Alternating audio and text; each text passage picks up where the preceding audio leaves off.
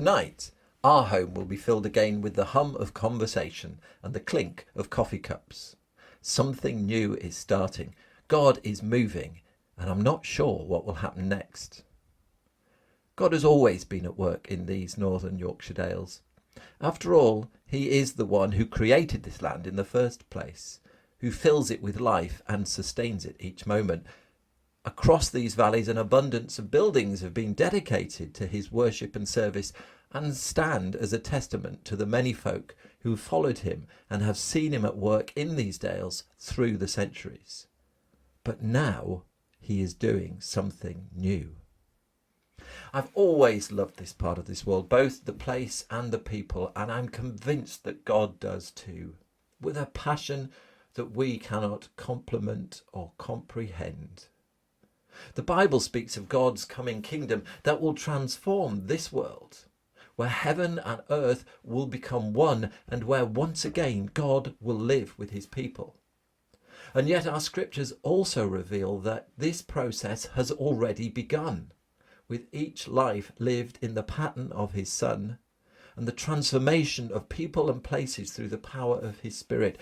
As I read his word and see him at work, I am ever more certain that God is moving again in these Dales valleys, villages and market towns. He has not finished with us yet, because even today he is doing something new. Though God does speak to us individually, he calls us into community.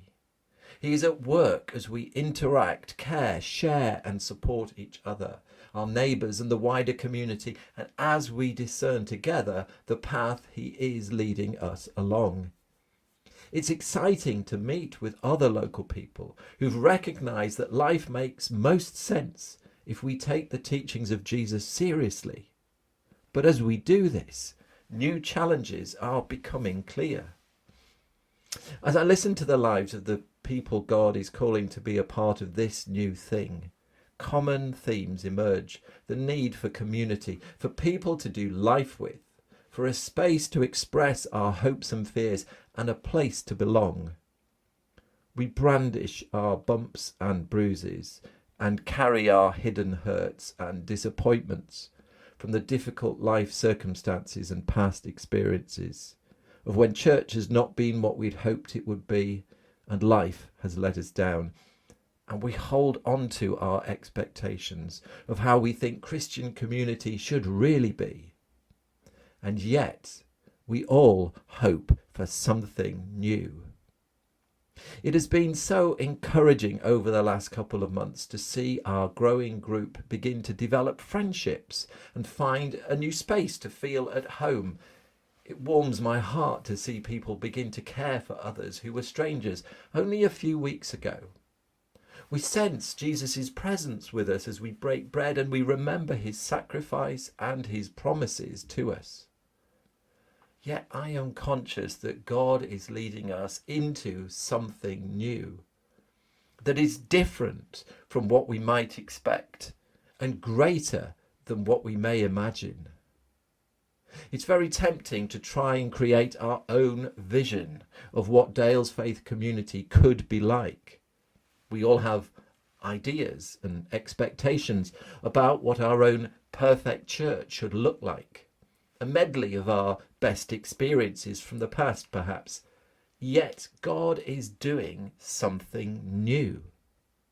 New, I believe, is not necessarily something that's never been done before, but it's new for this place, at this time, and in this culture. Jesus asked his friends to follow him and to go on a journey with him to new places, to new people, to seeing and doing life differently. He called them to be his disciples, whose role it was to make other disciples and to share with them the good news about Jesus and to join in their shared journey with him. While they did this, they experienced friendship, community, the love and care of the other people who were on this voyage with them. They loved and served each other and ministered to the broken people and places around them. And Jesus invites us today to join in this same adventure.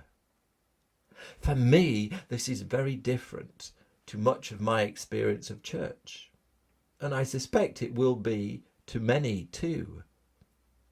For many of our new friends who are journeying with us, it's not to criticise any of the many expressions of Christian community that gather in this area, but simply to recognise that if God is doing something new, then we should expect it to be different to what we're used to. In other parts of the world today, God's church is growing rapidly. If it is God's will that that should happen here, then I too will love to be a part of it.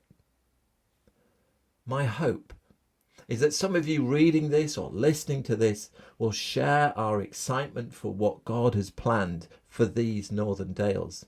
You may already be connected with other Christian communities in and around this area, or you may have faith but have not found a community to belong to yet.